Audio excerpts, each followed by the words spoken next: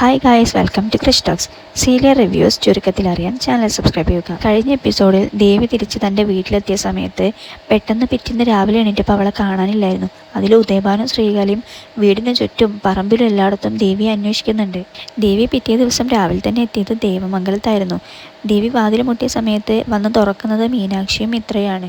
എന്നാൽ അത്രയും നാണം കിടത്തി പുറത്താക്കിയ ദേവിയെടുത്ത് ഇന്ന് രാവിലെ ആയപ്പോഴേക്കും ദേവമംഗലത്ത് എത്തിയിരിക്കുന്നു.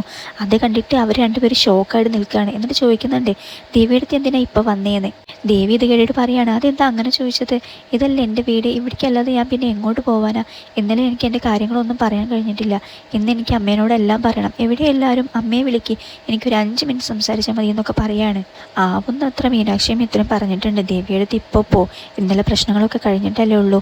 ഞങ്ങൾ രണ്ടുപേരും സൗമ്യമായിട്ട് അമ്മേനോടും വീട്ടുകാരോട് സംസാരിച്ചിട്ട് പിന്നെ ഒരു ദിവസം ഏട്ടത്തിയെ വിളിക്കാം, അന്ന് ഏട്ടത്തി വന്നിട്ട് സംസാരിച്ചാൽ മതി, എല്ലാം ശരിയാവുന്നൊക്കെ. പക്ഷെ ദേവി അതിന് സമ്മതിക്കുന്നില്ല. എനിക്ക് അത്രയും കാലം കാത്തിരിക്കാൻ വയ്യ, എനിക്ക് പറയാനുള്ളത് ഇപ്പം തന്നെ പറയണം. എനിക്കൊരു 5 മിനിറ്റ് സമയം തന്നാൽ മതി. എവിടെ അമ്മ, അമ്മേ എന്ന് വിളിക്കുന്നുണ്ട്. ദേവിയുടെ സംസാരം കോമതി ഉള്ളിൽ നിന്ന് ശ്രദ്ധിച്ചിട്ടുണ്ടായിരുന്നു. എന്നിട്ട് ദേവി പെട്ടെന്ന് അമ്മയെന്ന് പറഞ്ഞിട്ട് കാലുള്ളിലേക്ക് വെച്ചിട്ട് വീടിനകത്തേക്ക് കയറാൻ ശ്രമിക്കുകയാണ്. പെട്ടെന്ന് ഉള്ളിൽ നിന്ന് കോമതി വന്നിട്ട് പറയുന്നുണ്ട്, ആ കാല് നീ അകത്ത് വെച്ച നിന്റെ കാല് ഞാൻ വെട്ടുന്നു. ഇത് കേട്ടപ്പോൾ പെട്ടെന്ന് മീനാക്ഷി മിത്രയും ദേവിയുടെ അടുത്ത് കന്തം വിട്ട് നിൽക്കുന്നുണ്ട്. കാരണം എന്താണെന്ന് വെച്ചിട്ടുണ്ടെങ്കിൽ ഇത്രയധികം സ്നേഹിച്ചിരുന്ന ഒരു അമ്മ എങ്ങനെ പെട്ടെന്ന് ഒരു ദയയില്ലാതെ ഇങ്ങനെ പറയാൻ കഴിയുന്നുവെന്ന്. ഇത് കേട്ട ഉടനെ തന്നെ ദേവി പേടിച്ചിട്ട് കാല് പിറകോട്ട് വെച്ച് പുറത്തേക്ക് പോകുന്നുണ്ട്. എന്നിട്ട് പുറത്തുനിന്ന് ദേവി പറയുകയാണ്, അമ്മ എനിക്കൊരു 5 മിനിറ്റ് സംസാരിച്ചാൽ മതി, എനിക്ക് പറയാനുള്ളതൊന്നും ഇന്നലെ പറയാൻ കഴിഞ്ഞില്ല. എൻ്റെ ഭാഗത്ത് ന്യായങ്ങളുണ്ട്, എൻ്റെ ന്യായങ്ങൾ പറയാനെങ്കിലും ഒരു 5 മിനിറ്റ് സമയം എനിക്ക് താന്ന്. അപ്പോൾ കോമതി പറയാണ്, ഓ രാവിലെ ആയപ്പോഴത്തേക്കും ഓരോ കള്ളകളുണ്ടാക്കി വന്നിരിക്കുകയാണല്ലേ ഞങ്ങളെ തെറ്റിദ്ധരിപ്പിക്കാൻ വേണ്ടിയിട്ട്. ഞങ്ങൾക്കൊന്നും കേൾക്കണ്ട, ഇറങ്ങിപ്പോയി ഇവിടെ നിന്ന് പറയുന്നുണ്ട്. രാവിലെ തന്നെയുള്ള ബഹളമൊക്കെ കേട്ടിട്ട് വീട്ടിലെ എല്ലാവരും വന്ന് നോക്കുകയാണ്. ബാല വന്ന് അവിടെ നിൽക്കുന്ന സമയത്ത് ദേവി വിളിക്കുന്നുണ്ട്, ബാലച്ച ഒന്ന് പറയാനുള്ളത് കേൾക്കുമെന്ന്. അപ്പോൾ കോമതി പറയുന്നുണ്ട്, നീ ബാലച്ചനെ വിളിച്ചിട്ടൊന്നും ഒരു കാര്യമില്ല. ആ മനുഷ്യൻ ഒരാളുടെ മുന്നിലും തല കുനിക്കരുതെന്ന് ആഗ്രഹിച്ച ആളാണ് ഞാൻ. പക്ഷെ എൻ്റെ മുന്നിൽ തന്നെ ബാലച്ചനെ അങ്ങനെ തല കുനിച്ച് നിൽക്കേണ്ടി വന്നു. നീ കാരണമാണ് അത് സംഭവിച്ചതെന്നൊക്കെ പറഞ്ഞിട്ട് അവളെ കുറ്റപ്പെടുത്തുന്നുണ്ട്. ദേവി അപ്പോൾ പറയുന്നുണ്ട്, എത്ര വലിയ കുറ്റം ചെയ്ത ആളാണെന്നുണ്ടെങ്കിലും കോടതി അയാൾക്ക് പറയാനുള്ളതെങ്കിലും ഒരു 5 മിനിറ്റ് സമയം കേൾക്കും. എനിക്ക് അതിനുള്ള ഒരു അവസരമെങ്കിലും താ അമ്മയെന്ന് പറയുന്നുണ്ട്. ആരെങ്കിലും എനിക്ക് വേണ്ടിയിട്ടൊന്നും സംസാരിക്കാൻ പറയുമോ, ഒരു കുറച്ചു നേരം ഞാൻ പറയുന്നത് അവരോട് കേൾക്കാൻ പറയുമോ എന്നൊക്കെ പറഞ്ഞ് ദേവി അവിടെ കിഞ്ചുന്നുണ്ട്. ആ സമയത്ത് എന്ത് വന്നാലും വേണ്ടില്ല എന്ന് പറഞ്ഞിട്ട് മീനാക്ഷി പറയാണ്, അമ്മ ഒരു 5 മിനിറ്റല്ലേ ചോദിക്കുന്നുള്ളൂ, പറയാനുള്ളത് പറഞ്ഞിട്ട് ദേവിയുടെ അടുത്ത് പോയിക്കോളും, അതെങ്കിലും കേൾക്കുമെന്ന്. ഇത് കേട്ടിട്ട് മിത്രയും അനുവൊക്കെ മീനാക്ഷിനെ സപ്പോർട്ട് ചെയ്യുന്നുണ്ട്. ആ നേരത്ത് ഗോമതി പറയാണ്, ഓ എല്ലാവരും ഇപ്പം അവളുടെ ഭാഗമായല്ലേ, എന്നെ സ്നേഹിക്കുന്ന ആരുമില്ല, ഇങ്ങനെ പറയുന്നവരൊന്നും എന്നെ സ്നേഹിക്കും വേണ്ട, ഇവിടെ നിൽക്കും വേണ്ട എന്നൊക്കെ. എന്നിട്ട് പറയുന്നുണ്ട്, മീനാക്ഷി മിത്ര നീ കയറിപ്പോന്ന്. അപ്പോൾ ഗതി കേട്ടിട്ട് മിത്ര മീനാക്ഷിയും കൂടെ അകത്തേക്ക് പോവാണ്. എന്നിട്ട് പെട്ടെന്ന് ഗോമതി വന്നിട്ട് ദേവീൻ്റെ കയ്യും പിടിച്ച് പുറത്തേക്ക് എറിയുന്നുണ്ട്, അവളെ ഒരു ദയം കൂടാതെ.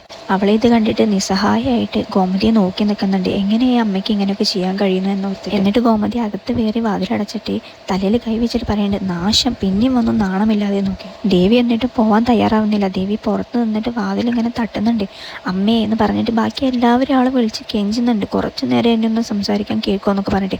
ഗോമതി ഒട്ടും അതിന് സമ്മതിക്കുന്നില്ല. കുറച്ച് സമയമെങ്കിലും അവൾക്ക് വേണ്ടിയിട്ട് അവൾ പറയുന്നത് കേൾക്കാൻ വേണ്ടിയിട്ട് ഒരു ദയയും ഗോമതി കാണിക്കുന്നില്ല ആ സമയത്ത്. ഈ സമയത്തൊക്കെ കണ്ടിട്ട് ആനന്ദ് പുറത്തേക്ക് പോകുന്നുണ്ട് ദേഷ്യത്തോടെ. അപ്പോൾ ആനന്ദിനെ വീട്ടുകാരെല്ലാവരും കൂടെ ചേർന്നിട്ട് പിടിച്ചു വെക്കുന്നുണ്ട്, അവളെ അടിക്കാൻ വേണ്ടിയിട്ട് പോവുകയാണെന്ന് ഓർത്തിട്ട്. അതേപോലെ ദേഷ്യത്തിലാണ് ആനന്ദ് ഇറങ്ങി പോകാൻ ശ്രമിച്ചത്. പിന്നീട് കോമതി പെട്ടെന്ന് ഫോൺ എടുത്തിട്ട് ശ്രീകലയെ വിളിക്കുന്നുണ്ട്, നിങ്ങൾ എവിടെയാണ്, നിങ്ങളെ മോൾ ഇവിടെ ഉണ്ട് എന്നൊക്കെ പറഞ്ഞിട്ട്. അപ്പോൾ ശ്രീകല ചോദിക്കുകയാണ്, ഓ ദേവി അവിടെയുണ്ടോ, അവിടെയാണെന്നൊക്കെ. അപ്പോൾ ഗോമതി പറയാണ്, ഓ ഒന്നും അറിയാത്ത പോലെ, നിങ്ങളല്ലേ നാടകം കളിച്ചിട്ട് അവളെ ഇങ്ങോട്ട് പറഞ്ഞയച്ചത്.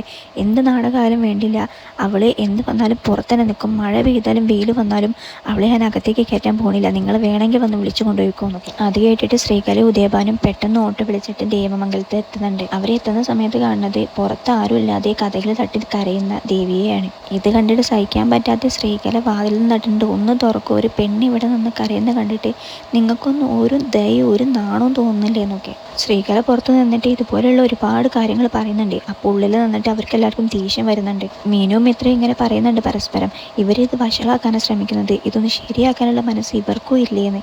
ഇത് കേട്ടിട്ട് അതൊന്നും ശ്രദ്ധിക്കാതെ ദേവി അവിടെ നിന്ന് കരയാണ്. അതൊന്നും കണ്ടിട്ട് ശ്രീകല നിർത്തുന്നില്ല. ഈ പെണ്ണിൻ്റെ കണ്ണുനീര് ഇവിടെ വീണിട്ടുണ്ടെങ്കിൽ നിങ്ങൾക്ക് ശാപം പോലെയോ, നിങ്ങളെ കുടുംബം ഒരിക്കലും ഗതി പിടിക്കാൻ പോണില്ല എന്നൊക്കെ പറഞ്ഞ് ശാപിക്കുന്നുണ്ട് അവരെ. ഇതൊക്കെ കേട്ടിട്ട് ദേഷ്യം സഹിക്കാൻ പറ്റാതെ ബാലനും വീട്ടുകാരും പുറത്തേക്ക് വരാൻ ശ്രമിക്കുന്നുണ്ട്. ഇതെല്ലാം കേട്ടിട്ട് ബാലനും വീട്ടുകാരും ഇനി എന്ത് തീരുമാനം എടുക്കും? ദേവിയെ തിരിച്ച് അകത്തേക്ക് കയറ്റണോ അതോ അവരുടെ കൂടെ ആട്ടി പറഞ്ഞയക്കണോ? നാളത്തെ എപ്പിസോഡിനെ കുറിച്ച് അറിയാൻ ചാനൽ സബ്സ്ക്രൈബ് ചെയ്യുക.